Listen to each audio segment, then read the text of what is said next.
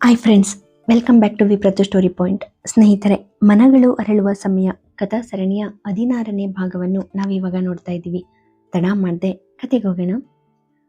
ಆದಿತ್ಯನ ಮಾತುಗಳನ್ನು ಕೇಳಿ ಕವನಾಳಿಗೆ ಅವನ ನೋಟವನ್ನು ಎದುರಿಸಲು ಸಾಧ್ಯವಾಗಲಿಲ್ಲ. ಅಷ್ಟರಲ್ಲಿ ಆದಿತ್ಯ ಮೋಹಕ ಕಣ್ಣುಗಳಿಂದ ಅವಳನ್ನು ದಿಟ್ಟಿಸಿದ. ಕವನಾಳನ್ನು ನೋಡುತ್ತಾ ಅವನು ಅವಳ ತುಟಿಗಳ ಹತ್ತಿರ ಹೋಗಲು ಶುರು ಮಾಡಿದ. ಕವನ ಸ್ವಲ್ಪ ಹಿಂಜರಿಯುತ್ತಾ ಕಾಫಿ ಕಪ್ಪನ್ನು ಅವನ ಮುಂದೆ ಇಟ್ಟು ಮೆಲುದನಿಯಲ್ಲಿ ಹೇಳಿದಳು, ಕಾಫಿ ತಣ್ಣಗಾಗಿದೆ, ನಾನು ಮತ್ತೆ ಮಾಡ್ಕೊಂಡು ಬರ್ತೀನಿ ಸರ್. ಹೀಗೆ ಹೇಳುತ್ತಾ ಅವಳು ಆದಿತ್ಯನನ್ನು ನೋಡದೆ ನಡೆಯಲು ಮುಂದಾದಳು. ಅವಳ ಭುಜವನ್ನು ಹಿಡಿದು ಅವಳನ್ನು ತನ್ನ ಕಡೆಗೆ ಎಳೆದುಕೊಂಡು ಆದಿತ್ಯ ತುಂಬ ಕಠಿಣ ಧ್ವನಿಯಲ್ಲಿ ಹೇಳಿದ, ನೀನು ಮುಂದೆ ಇರುವಾಗ ನನ್ನನ್ನು ನೆಗ್ಲೆಕ್ಟ್ ಮಾಡಬೇಡ ಅಂತ ನಾನು ನಿನಗೆ ಹೇಳಿದೆ. ಎಲ್ಲೇ ಇದ್ದರೂ ಯಾವಾಗಲೂ ನಿನ್ನ ಕಣ್ಗಳು ನನ್ನ ಮೇಲೆ ಮಾತ್ರ ಇರಬೇಕು, ಬೇರೆ ಕಡೆ ಅಲ್ಲ. ನನ್ನ ಬಗ್ಗೆ ಮಾತ್ರ ಥಿಂಕ್ ಮಾಡಬೇಕು. ಮಾತಾಡುವಾಗ ಪರಿಶೀಲಿಸುವಂತೆ ಕವನಾಳನ್ನು ನೋಡಲು ಶುರು ಮಾಡಿದ. ತನ್ನ ಬೆರಳುಗಳಿಂದ ಕವನಾಳ ಗಲ್ಲವನ್ನು ಮೇಲಕ್ಕೆ ಎತ್ತಿ ಅವಳನ್ನು ತನ್ನತ್ತ ತಿರುಗಿಸಿಕೊಂಡ. ಕವನ ತುಸು ನಾಚಿಕೆ ಮತ್ತು ಹಿಂಜರಿಕೆಯಿಂದ ಅವನತ್ತ ನೋಡುತ್ತಾ ಕಾಫಿ ಕಪ್ಪನ್ನು ಅವನ ಮುಂದೆ ಹಿಡಿದಳು ಮತ್ತು ಮೆಲ್ಲನೆ ಅವಳು ಮತ್ತೆ ಹೇಳಿದಳು, ಕಾಫಿ ತಣ್ಣಗಾಗಿದೆ, ನಾನು ಮತ್ತೆ ಮಾಡ್ಕೊಂಡು ಬರಲಾ? ಆದಿತ್ಯ ಕಾಫಿಯತ್ತ ನೋಡಿದ. ಆಮೇಲೆ ಕವನಾಳ ಕಡೆಗೆ ನೋಡಿದ ಮತ್ತು ತಣ್ಣನೆಯ ನಾಟಿ ಟೋನಲ್ಲಿ, ಮತ್ತೆ ಮಾಡೋದೇನು ಬೇಡ, ಒಂದು ಸಿಪ್ ಟೇಸ್ಟ್ ಮಾಡು ಎಂದು ಹೇಳಿದ. ಇದನ್ನು ಕೇಳಿದ ಕವನ ಆದಿತ್ಯನನ್ನು ಪ್ರಶ್ನಾರ್ಥಕವಾಗಿ ನೋಡಿದಳು. ಆದಿತ್ಯ ಮತ್ತೊಮ್ಮೆ ಹೇಳಿದ, ಆದರೆ ಈ ಬಾರಿ ಆಳವಾದ ಧ್ವನಿಯಲ್ಲಿ, ಒಂದು ಸಿಪ್ ಟೇಸ್ಟ್ ಮಾಡು. ಇದನ್ನು ಕೇಳಿದ ಕವನ ಅಸಹಾಯಕತೆಯಿಂದ ಆದಿತ್ಯನನ್ನು ನೋಡಿ ಕಾಫಿ ಕಪ್ಪನ್ನು ತನ್ನ ತುಟಿಗಳ ಬಳಿ ಒಯ್ದು ಒಂದು ಸಿಪ್ ಮಾಡಿದಳು. ಈಗ ನನಗೊಂದು ಸಿಪ್ ಕೊಡು, ಆದಿತ್ಯ ಮೆಲುವಾಗಿ ಹೇಳಿ ಕವನಾಳ ಸೊಂಟದ ಸುತ್ತಲೂ ತನ್ನ ಕೈಗಳನ್ನು ಬಿಗಿಗೊಳಿಸಿದ. ಕವನ ಆದಿತ್ಯನ ಸನ್ನೆಯಲ್ಲಿ ಕಳೆದು ಹೋದಂತೆ ತೋರ್ತಾ ಇತ್ತು. ಈಗ ಕವನ ಸಂಪೂರ್ಣವಾಗಿ ತನ್ನ ಸ್ವಭಾವದಿಂದ ಹೊರಗುಳಿದಿದ್ದಳು.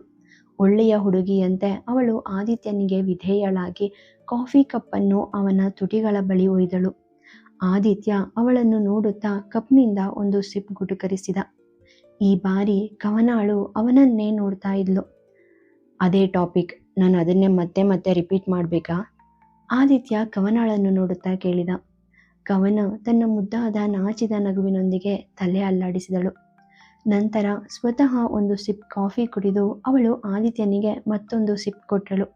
ಹಾಗೆಯೇ ಕವನ ಇಡೀ ಕಪ್ ಕಾಫಿಯನ್ನು ಮುಗಿಸುತ್ತಾ ಮುಗ್ಧ ಕಣ್ಣುಗಳಿಂದ ಆದಿತ್ಯನನ್ನು ದಿಟ್ಟಿಸಿದಳು. ನಿನ್ನ ಕಣ್ಗಳು ಮಾತಾಡುತ್ತೆ ಅಂತ ನನಗೆ ಗೊತ್ತು, ಆದರೆ ನೀನು ನಿನ್ನ ನಾಲ್ಗೆಯನ್ನು ಯೂಸ್ ಮಾಡೋದನ್ನು ಕಂಪ್ಲೀಟಾಗಿ ಸ್ಟಾಪ್ ಮಾಡಬೇಕನ್ನೋ ಅರ್ಥ ಅಲ್ಲ. ಆದಿತ್ಯ ಕವನಾಳ ನೋಟವನ್ನು ದಿಟ್ಟಿಸುತ್ತಾ ಹೇಳಿದ. ನಂತರ ಸ್ವಲ್ಪ ಹೊತ್ತು ಯೋಚಿಸುತ್ತಾ ಅವನು ತುಂಟ ಸ್ವರದಲ್ಲಿ ಕವನಾಳ ತುಟಿಗಳ ಹತ್ತಿರ ಬಂದು, ಅಥವಾ ನೀನು ಅವುಗಳನ್ನ ನನ್ನ ತುಟಿಗಳ ಜೊತೆಗೆ ಹೋಗಕ್ಕೆ ಬಿಟ್ಟಿದೆಯಾ ಹೇಗೆ ಎಂದ. ಇದನ್ನು ನೋಡಿದ ಕವನ ಆತಂಕಗೊಂಡು ಆದಿತ್ಯನಿಂದ ಸ್ವಲ್ಪ ದೂರ ಸರಿದು, ಸಾರಿ ಸರ್, ನಾನಿನ್ನು ಮುಂದೆ ನಿಮ್ಮ ಜೊತೆ ಮಾತಾಡ್ತೀನಿ ಎಂದಳು. ಗುಡ್. ಕವನಾಳ ನಡೆಯನ್ನು ನೋಡಿ ಆದಿತ್ಯ ನಗುತ್ತಾ ಉತ್ತರಿಸಿದ. ಮತ್ತೆ ಅವಳನ್ನು ತನ್ನ ಹತ್ತಿರಕ್ಕೆ ಎಳೆದುಕೊಂಡು ಅವನು ಅವಳನ್ನು ತೀವ್ರವಾಗಿ ನೋಡಲಾರಂಭಿಸಿದ. ಕವನ ಕಣ್ಣುಗಳನ್ನು ತಗ್ಗಿಸುತ್ತಾ, ಇನ್ನೇನಾದರೂ ಬೇಕಾ ಅಥವಾ ನಾನು ಹೋಗಬಹುದಾ ಸರ್ ಎಂದು ಮೆಲುದನಿಯಲ್ಲಿ ಕೇಳಿದಳು. ಐ ಆಮ್ ಗೆಟಿಂಗ್ ಹಂಗ್ರಿ. ಆದಿತ್ಯ ಈ ಪ್ರಶ್ನೆಗೆ ಕಾಯುತ್ತಿದ್ದವನಂತೆ ತಕ್ಷಣ ಉತ್ತರಿಸಿದ. ಓಕೆ ಸರ್, ನೀವು ರೆಡಿಯಾಗಿ, ನಾನೇನಾದರೂ ಮಾಡಿ ತಗೊಂಡು ಬರ್ತೀನಿ. ಹೀಗೆ ಹೇಳುತ್ತಾ ಕವನ ಆದಿತ್ಯನಿಂದ ತನ್ನನ್ನು ತಾನು ಬಿಡಿಸಿಕೊಳ್ಳಲು ಶುರು ಮಾಡಿದಳು. ಅವಳನ್ನು ತನ್ನ ತೋಳುಗಳಲ್ಲಿ ಬಿಗಿಯಾಗಿ ಹಿಡಿದುಕೊಂಡು ಆದಿತ್ಯ ಪಕ್ಕದ ಟೇಬಲ್ ಮೇಲಿದ್ದ ಸ್ಟ್ರಾಬೆರಿ ಪ್ಲೇಟ್ ಕಡೆಗೆ ಬೆರಳು ಮಾಡಿ, I wanted to eat strawberry ಎಂದು ತುಂಟ ಮಗುವಿನಂತೆ ಹೇಳಿ ಕವನಾಳನ್ನು ನೋಡಲು ಶುರು ಮಾಡಿದ. ಕವನ ಓಕೆ ಸರ್ ಎಂದು ಅವನಿಂದ ತನ್ನನ್ನು ತಾನು ಬಿಡಿಸಿಕೊಂಡು ಸ್ಟ್ರಾಬೆರಿ ಪ್ಲೇಟನ್ನು ತಂದು ಅವನ ಮುಂದೆ ಇಟ್ಟಳು. ಆದಿತ್ಯ ಅವಳನ್ನು ನೋಡಿ ಎದ್ದು ನಿಂತು ತನ್ನ 2 ಕೈಗಳನ್ನು ಹಿಂದೆ ಕಟ್ಟಿದ. ಆದಿತ್ಯ ಹೀಗೆ ಬಿಹೇವ್ ಮಾಡ್ತಾ ಇರೋದನ್ನು ನೋಡಿ ಕವನ ಸಂಪೂರ್ಣವಾಗಿ ಆಘಾತಕ್ಕೊಳಗಾದಳು. ಆಮೇಲೆ ಮೆಲ್ಲಗೆ ನಗುತ್ತಾ ಆದರೆ ತುಸು ಹಿಂಜರಿಕೆಯಿಂದ ಪ್ಲೇಟನ್ನು ಪಕ್ಕಕ್ಕೆ ಇರಿಸಿ ಅದರಿಂದ ಒಂದು ಸ್ಟ್ರಾಬೆರಿಯನ್ನು ಎತ್ತಿಕೊಂಡು ಅವಳು ಅದನ್ನು ಆದಿತ್ಯನ ತುಟಿಗಳ ಬಳಿಗೆ ಹಿಡಿದಳು. ಈ ಬಾರಿಯೂ ಆದಿತ್ಯ ಬಾಯಿ ತೆರೆಯದೆಯೇ ನಿಂತಿದ್ದ. ಅವನ ಮುಖದಲ್ಲಿ ತುಂಟತನ ಸ್ಪಷ್ಟವಾಗಿ ಎದ್ದು ಕಾಣ್ತಾ ಇತ್ತು. ಏನನ್ನು ಅರ್ಥ ಮಾಡಿಕೊಳ್ಳಲಾಗದ ಕವನ ಪ್ರಶ್ನಾರ್ಥಕ ಕಣ್ಣುಗಳಿಂದ ಆದಿತ್ಯನತ್ತ ನೋಡತೊಡಗಿದಳು. ನಿನ್ ಕೈಗಳಿಂದ ಅಲ್ಲ, ನೀನ್ ತುಟಿಗಳಿಂದ ನನಗೆ ತಿನ್ಸು. ಇಲ್ಲಿರೋ ಸ್ಟ್ರಾಬೆರಿಗಳು ಸ್ವಲ್ಪ ಕಡಿಮೆ ಸ್ವೀಟ್ ಇದೆ ಅಂತ ನಿನಗೆ ಗೊತ್ತಲ್ವಾ? ಆದಿತ್ಯ ಯಾವುದೇ ಹಿಂಜರಿಕೆ ಇಲ್ಲದೆ ಕವನಾಳ ಕಣ್ಣುಗಳನ್ನು ನೋಡುತ್ತಾ ಕೇಳಿದ. ಕವನ ಮೊದಲು ಗಾಬರಿಗೊಂಡು ಆದಿತ್ಯನತ್ತ ನೋಡತೊಡಗಿದಳು. ನಂತರ ಅವಳ ನೋಟವನ್ನು ತಗ್ಗಿಸಿ ಗೊತ್ತಿಲ್ಲ ಎಂದು ಬಲವಾಗಿ ತಲೆ ಅಲ್ಲಾಡಿಸಲು ಶುರು ಮಾಡಿದಳು. ಅವಳ ಈ ನಡೆಗೆ ಆದಿತ್ಯ ಸ್ವಲ್ಪ ನಗು ಬೀರುತ್ತಾ ಅವಳ ಹತ್ತಿರ ಬಂದು ಹಿಂದಿನಿಂದ ಅವಳನ್ನು ತಬ್ಬಿಕೊಂಡ. ಕವನಾಳ ಭುಜದ ಮೇಲೆ ತನ್ನ ಗಲ್ಲವನ್ನು ಇರಿಸಿ ಅವನು ಕಡಿಮೆ ಮತ್ತು ಮೃದುವಾದ ಧ್ವನಿಯಲ್ಲಿ ಹೇಳಿದ, ಓಕೆ, ನನಗೆ ಯಾವುದೇ ಪ್ರಾಬ್ಲಮ್ ಇಲ್ಲ. ನನ್ನ ಹಸಿವು ಹೆಚ್ಚಾದಷ್ಟು ನೀನು ನನಗೆ ತಿನ್ನಿಸ್ಬೇಕಾದ ಸ್ಟ್ರಾಬೆರಿಗಳ ಕ್ವಾಂಟಿಟಿ ಹೆಚ್ಚಾಗುತ್ತೆ. ನಂತರ ಅವಳ ಕಿವಿಯ ಹತ್ತಿರ ಹೋಗಿ ಮೆಲ್ಲಗೆ ಪಿಸುಗುಟ್ಟಿದ್ದ. ನಿನ್ನ ತುಟಿಗಳಿಂದ ನನಗೆ ತಿನ್ನಿಸ್ಬೇಕು. ನಾನು ತುಂಬ ಹಠಮಾರಿ. ನನಗೆ ಬೇಕಾದುದನ್ನು ನೀನು ಮಾಡಬೇಕು. ಕವನ ಏನೂ ರಿಯಾಕ್ಟ್ ಮಾಡದೆ ಕುಳಿತಿರುವುದನ್ನು ನೋಡಿ ಅವನು ಅವಳ ಕೈಗಳಿಂದ ಸ್ಟ್ರಾಬೆರಿಯನ್ನು ತೆಗೆದುಕೊಂಡು ಅವಳನ್ನು ಏಳಿಸಿ ತನ್ನ ಕಡೆಗೆ ತಿರುಗಿಸಿಕೊಂಡ. ಕವನಾಳನ್ನು ನೋಡುತ್ತಾ ಅವನು ಸ್ಟ್ರಾಬೆರಿಯನ್ನು ತನ್ನ ತುಟಿಗಳ ನಡುವೆ ಒತ್ತಿ ಹಿಡಿದು ಅವಳ ಬಳಿಗೆ ಬಂದು ಅರ್ಧ ತುಂಡನ್ನು ಅವಳ ತುಟಿಯ ಕಡೆಗೆ ಹಿಡಿದ. ಕವನ ಒಂದು ಕ್ಷಣ ಸುಮ್ಮನಿದ್ದಳು.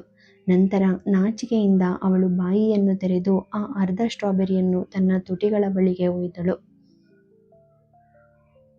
ಆದಿತ್ಯ ಕವನಾಳ ತುಟಿಗಳನ್ನು ಮೆಲುವಾಗಿ ಚುಂಬಿಸಿದ. ನಂತರ ನಿಧಾನವಾಗಿ ಕವನಾಳನ್ನು ನೋಡುತ್ತಾ, ನಿನ್ನ ತುಟಿಗಳು ಈ ಸ್ಟ್ರಾಬೆರಿಗಳಿಗಿಂತ ಸ್ವೀಟ್ ಆಗಿವೆ ಎಂದು ಹೇಳಿದ. ಅವನು ಅವಳನ್ನು ತನ್ನ ತೋಳುಗಳಲ್ಲಿ ಬಳಸಲು ಹೊರಟಾಗ ಡೋರ್ಬೆಲ್ ಬಾರಿಸಿತು. ಆದಿತ್ಯ ಅಲ್ಲಿಗೆ ನಿಂತ. ಕವನ ಆತುರದಿಂದ ಆದಿತ್ಯನಿಂದ ದೂರ ಸರಿದಳು. ತನ್ನ ನೋಟವನ್ನು ಕಡಿಮೆ ಮಾಡಿ ಕಡಿಮೆ ಧ್ವನಿಯಲ್ಲಿ, ರೆಡಿಯಾಗಿ ಸರ್, ನಾನು ನೋಡ್ತೀನಿ ಎಂದು ಹೇಳಿದಳು. ಅದರೊಂದಿಗೆ ಕವನ ಆದಿತ್ಯನಿಂದ ದೂರ ಸರಿದು ಬಾಗಿಲಿನ ಕಡೆಗೆ ನಡೆಯಲು ಶುರು ಮಾಡಿದಳು. ಕವನ ಅವನಿಂದ ದೂರ ಸರಿದು ಮೊದಲ ಬಾರಿಗೆ ಆದಿತ್ಯನನ್ನು ನೋಡುತ್ತಿರುವುದನ್ನು ನೋಡಿದಾಗ ಯಾರೋ ಮಗುವಿನ ಅತ್ಯಂತ ಪ್ರೀತಿಯ ಆಟಿಕೆಯನ್ನು ಕಸಿದುಕೊಂಡಂತೆ ಭಾಸವಾಯಿತು. ಅವನ ಮುಖದಲ್ಲಿ ಒಂದು ವಿಚಿತ್ರವಾದ ಅಭಿವ್ಯಕ್ತಿ ಹರಡಿತು. ಆಳವಾದ ಅದೇ ಹಳೆಯ ನೋವು. ಕವನಾಳ ಅಗಲಿಕೆ ಅವನಿಗೆ ತೀವ್ರ ಕೋಪವನ್ನುಂಟು ಮಾಡುತ್ತಿತ್ತು, ಜೊತೆಗೆ ನೋವು ಮತ್ತು ಭಯವನ್ನು ಉಂಟು ಮಾಡುತ್ತಿತ್ತು. ಆದರೂ ಅವನು ತನ್ನನ್ನು ತಾನು ಶಾಂತಗೊಳಿಸಿಕೊಂಡ. ಆಳವಾದ ಉಸಿರನ್ನು ತೆಗೆದುಕೊಂಡು ಕವನಾಳನ್ನು ತಡೆದು, ಇಲ್ಲೇ ಇರು, ನಾನು ನೋಡ್ತೀನಿ ಎಂದು ಹೇಳಿದ. ಅದರೊಂದಿಗೆ ಅವನು ತುಸು ಶಾಂತಗೊಂಡು ಬಾಗಿಲಿನ ಕಡೆ ನಡೆದ. ಅವನ ಧ್ವನಿಯಲ್ಲಿ ತೀಕ್ಷ್ಣತೆ ಮತ್ತು ನೋವಿನ ಸುಳಿವು ಇತ್ತು. ಕವನ ಅದನ್ನು ಗಮನಿಸಿದಳು, ಆದರೆ ಅವಳಿಗೆ ಅದನ್ನು ಅರ್ಥ ಮಾಡಿಕೊಳ್ಳಲು ಸಾಧ್ಯವಾಗಲಿಲ್ಲ ಮತ್ತು ಏನೋ ಯೋಚಿಸುತ್ತಾ ಅವಳು ಬಾಲ್ಕನಿಯ ಕಡೆಗೆ ಹೋದಳು. ಅಲ್ಲಿ ಆದಿತ್ಯ ಕೋಪದಿಂದ ತನ್ನ ಮುಷ್ಟಿಯನ್ನು ಬಿಗಿದುಕೊಂಡು ಬಿರುಗಾಳಿಯಂತೆ ಕೆಳಗೆ ಹೋಗಿ ಬಾಗಿಲ ಬಳಿ ಇದ್ದ ಕ್ಯಾಮರಾದಿಂದ ನೋಡಿದಾಗ ಅಲ್ಲಿ ನಿಂತಿದ್ದ ವ್ಯಕ್ತಿಯನ್ನು ನೋಡಿದಾಗ ಅವನನ್ನು ಕೊಲ್ಲಲು ಹೊರಟಿರುವಂತೆ ಆದಿತ್ಯನ ಕಣ್ಣುಗಳು ಕೆಂಪಾದವು. ಆದಿತ್ಯ ಮತ್ತೆ ಅದೇ ಬಿರುಗಾಳಿಯ ವೇಗದಲ್ಲಿ ಹಿಂದಕ್ಕೆ ಹೋಗಿ ಮೆಟ್ಟಿಲಿಗೆ ಫೋರ್ಸ್ ಆಗಿ ಒದ್ದ. ಅವನ ಮುಷ್ಟಿ ಬಿಗಿದುಕೊಂಡು ಮುಖ ಗಡುಸಾಯಿತು. ಕಣ್ಣುಗಳು ಬೆಂಕಿ ಕಾರುತ್ತಿದ್ದವು. ಕೋಪದಲ್ಲಿ ಬುಸುಗುಟ್ಟಿದ.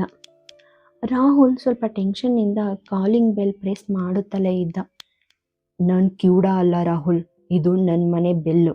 ದೇವ್ರು ಕೇಳೋವರೆಗೂ ಬಾರಿಸೋ ದೇವಾಲಯದ ಗಂಟೆ ಅಲ್ಲ. ಹಲ್ಲುಗಳನ್ನು ಕಡಿಯುತ್ತಾ ಮತ್ತು ಹುಬ್ಬುಗಳನ್ನು ಗಂಟಿಕ್ಕುತ್ತಾ ಆದಿತ್ಯ ತಣ್ಣನೆಯ ಧ್ವನಿಯಲ್ಲಿ ರಾಹುಲ್ನೊಂದಿಗೆ ಮಾತನಾಡಿದ. ಆದರೆ ರಾಹುಲ್ಗೆ ಆದಿತ್ಯ ಹೇಳುತ್ತಿದ್ದ ಯಾವ ಮಾತುಗಳು ಕೇಳಿಸಲಿಲ್ಲ. ಅವನು ಆದಿತ್ಯನ ಭುಜವನ್ನು ಹಿಡಿದು ಬಾಗಿಲಿನಿಂದ ಒಳಕ್ಕೆ ಬರುತ್ತಾ ಮನೆಯೊಳಗೆ ಸುತ್ತಲೂ ನೋಡಲು ಶುರು ಮಾಡಿದ. ಆದಿತ್ಯ ಕೋಪದಿಂದ ಅವನ ಕೈಗಳನ್ನು ಕಿತ್ತೆಸೆದು, ನೀನು ಏನು ಮಾಡ್ತಿದ್ಯಾ ಎಂದು ಕೇಳಿದ.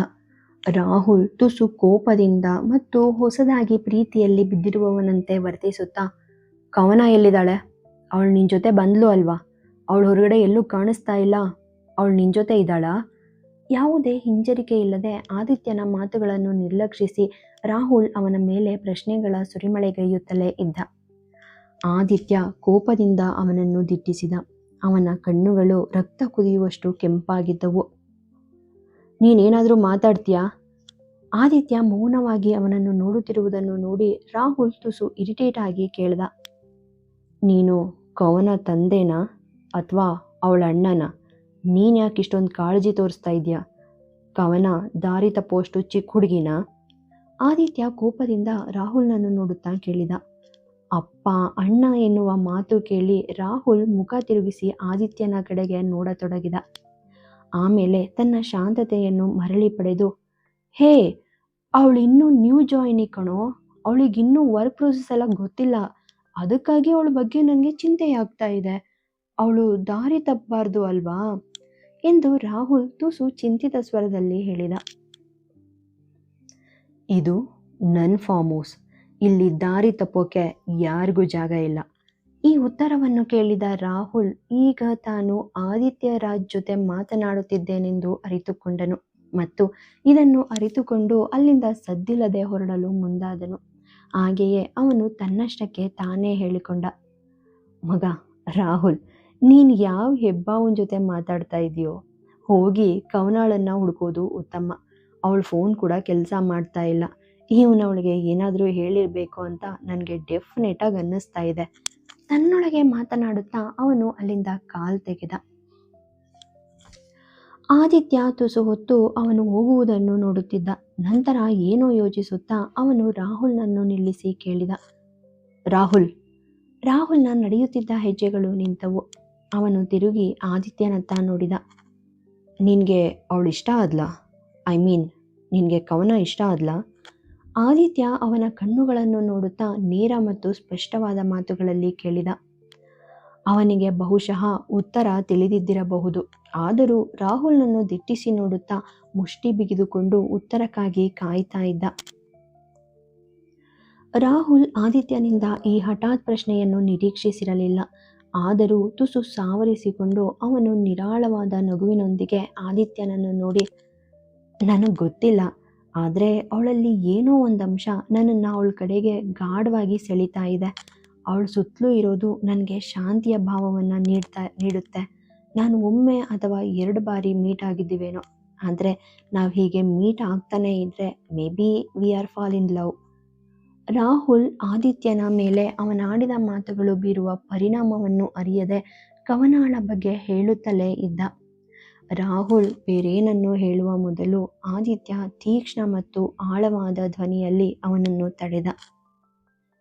ಸದ್ಯಕ್ಕೆ ಕವನ ಬಗೆಗಿನ ನಿನ್ನ ಈ ಆಲೋಚನೆಗಳನ್ನ ಬಿಟ್ಟು ನೀನು ಕ್ಲೈಂಟ್ ಕಡೆ ಗಮನ ಹರಿಸಿದ್ರೆ ಉತ್ತಮ ಎಂದು ಹೇಳಿ ಅವನು ರಾಹುಲ್ ಮುಖದ ಮೇಲೆ ಬಾಗಿಲು ಮುಚ್ಚಿದ.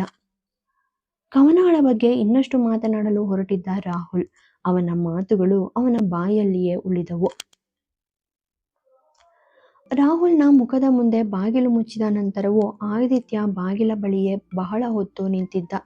ರಾಹುಲ್ ಕವನಾಳ ಬಗ್ಗೆ ಆಡುತ್ತಿದ್ದ ಮಾತುಗಳನ್ನು ಅವನು ಕೇಳುತ್ತಲೇ ಇದ್ದ. ಆದಿತ್ಯ ತನ್ನ ಕಿವಿಗಳನ್ನು ಬಿಗಿಯಾಗಿ ಮುಚ್ಚಿಕೊಳ್ಳುವ ಮೂಲಕ ರಾಹುಲ್ ಆಡುತ್ತಿದ್ದ ಮಾತುಗಳಿಂದ ದೂರವಿರಲು ಪ್ರಯತ್ನಿಸಿದ. ಪಕ್ಕದ ಸೋಫಾದಲ್ಲಿ ಕುಳಿತು ಮುಷ್ಟಿ ಬಿಗಿ ಹಿಡಿದುಕೊಂಡು ಕಣ್ಣುಗಳನ್ನು ಬಿಗಿಯಾಗಿ ಮುಚ್ಚಿಕೊಂಡು ತನ್ನೊಳಗೆ ಎದ್ದಿದ್ದ ಬಿರುಗಾಳಿಯನ್ನು ಶಾಂತಗೊಳಿಸಲು ಪ್ರಯತ್ನಿಸಿದ. ಆದರೆ ರಾಹುಲ್ಗೆ ಕವನಾಳ ಮೇಲಿನ ಪ್ರೀತಿಯ ಆಲೋಚನೆ ಅವನ ಮನಸ್ಸಿಗೆ ಬರುತ್ತಲೇ ಇತ್ತು.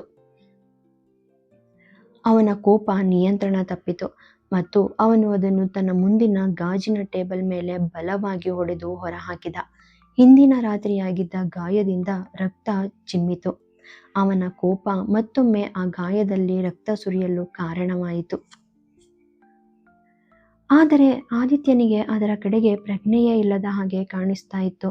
ಅವನು ತನ್ನ ಗಾಯಗೊಂಡ ಕೈಯನ್ನು ಇನ್ನೊಂದು ಕೈಯಿಂದ ಬಿಗಿಯಾಗಿ ಹಿಡಿದು ಮುರಿದ ಗಾಜಿನತ್ತ ದಿಟ್ಟಿಸ್ತಾ ಇದ್ದ. ಇನ್ನೊಂದು ಬದಿಯಲ್ಲಿ ಏನೋ ಒಡೆದ ಶಬ್ದ ಕೇಳಿ ಬಾಲ್ಕನಿಯಲ್ಲಿ ನಿಂತು ಫಾರ್ಮ್ ಹೌಸ್ನ ಸೌಂದರ್ಯವನ್ನ ಕಣ್ತುಂಬಿಕೊಳ್ತಾ ಇದ್ದ ಕವನ ಕೆಳಗೆ ಓಡ್ ಬಂದ್ಲು. ಮುರಿದ ಗಾಜಿನ ಟೇಬಲ್ ಅನ್ನು ನೋಡಿ ಭಯದಿಂದ ಅವಳ ಹೆಜ್ಜೆಗಳು ನಿಂತವು. ಇದ್ದಕ್ಕಿದ್ದಂತೆ ಅವಳ ಕಣ್ಣುಗಳು ಸೋಫಾದ ಮೇಲೆ ಕುಳಿತಿದ್ದ ಆದಿತ್ಯನ ಮೇಲೆ ಬಿದ್ದವು. ಅವನು ಅಲ್ಲಿಯೇ ಕುಳಿತು ಗಾಜಿನ ಚಿರುಗಳನ್ನು ದಿಟ್ಟಿಸಿ ನೋಡ್ತಾ ಇದ್ದ. ಅವಳ ಕಣ್ಣುಗಳು ಆದಿತ್ಯನ ಗಾಯಗೊಂಡ ಕೈಗಳ ಮೇಲೆ ಬಿದ್ದವು. ಅಲ್ಲಿ ಅವನ ಗಾಯಗಳಿಂದ ರಕ್ತದ ಹನಿಗಳು ನೆಲಕ್ಕೆ ಬೀಳ್ತಾ ಇದ್ವು. ಆತಂಕದಿಂದ ಅವಳು ಆದಿತ್ಯನ ಕಡೆಗೆ ಓಡಿ ಅವನ ಮೊಣಕಾಲಿನ ಬಳಿ ಕುಳಿತು ಅವನ ಗಾಯಗೊಂಡ ಕೈಯನ್ನು ತನ್ನ ಕೈಯಲ್ಲಿ ತೆಗೆದುಕೊಂಡು ಅವನನ್ನು ನೋಡಿದಳು. ಏನಾಯ್ತು? ಈ ಗಾಯ ಹೇಗಾಯ್ತು? ಮತ್ತೆ ಯಾವುದ್ರ ಮೇಲೆ ಕೋಪ ಮಾಡ್ಕೊಂಡ್ರಿ? ಅವಳು ಕೇಳಿದ್ಲು. ಆದಿತ್ಯನನ್ನು ಆತಂಕದಿಂದ ನೋಡ್ತಾ ಇದ್ಲವಳು. ಆದಿತ್ಯನ ಮುಖವನ್ನು ನೋಡುತ್ತಾ ಅವಳು ಒಂದು ಕ್ಷಣ ಗಾಬರಿಗೊಂಡಳು. ಆದರೆ ಮರುಕ್ಷಣ ತನ್ನನ್ನು ತಾನು ಸಂಭಾಳಿಸಿಕೊಂಡು ಮತ್ತೆ ಅವನನ್ನು ಕೇಳಲು ಧೈರ್ಯವನ್ನು ಒಟ್ಟುಗೂಡಿಸಿದಳು. ಏನಾಯಿತು? ಅವಳ ಧ್ವನಿ ತುಂಬಾ ಮೃದುವಾಗಿತ್ತು. ಆದಿತ್ಯನ ಮುಖ ಭಾವರಹಿತವಾಗಿತ್ತು. ಆದರೆ ಅವನ ಕಣ್ಣುಗಳು ಜ್ವಾಲಾಮುಖಿಯನ್ನು ಉಗುಳ್ತಾ ಇದ್ವು. ಒಂದು ಮಾತು ಹೇಳದೆ ಅವಳು ಎದ್ದು ಏನನ್ನಾದರೂ ಹುಡುಕಲು ಶುರು ಮಾಡಿದಳು. ನಂತರ ಕಾಫಿ ಮಾಡುವಾಗ ಅಡಿಗೆ ಮನೆಯಲ್ಲಿ ಫಸ್ಟ್ ಏಡ್ ಕಿಟ್ ಇರುವುದನ್ನು ಅವಳು ಗಮನಿಸಿದ್ಲು. ಅತ್ತ ಓಡಿ ಅಡಿಗೆ ಮನೆಯಿಂದ ಫಸ್ಟ್ ಏಡ್ ಕಿಟ್ ಅನ್ನು ತಂದು ಆದಿತ್ಯನ ಮೊಣಕಾಲುಗಳ ಪಕ್ಕದಲ್ಲಿ ಕುಳಿತಳು.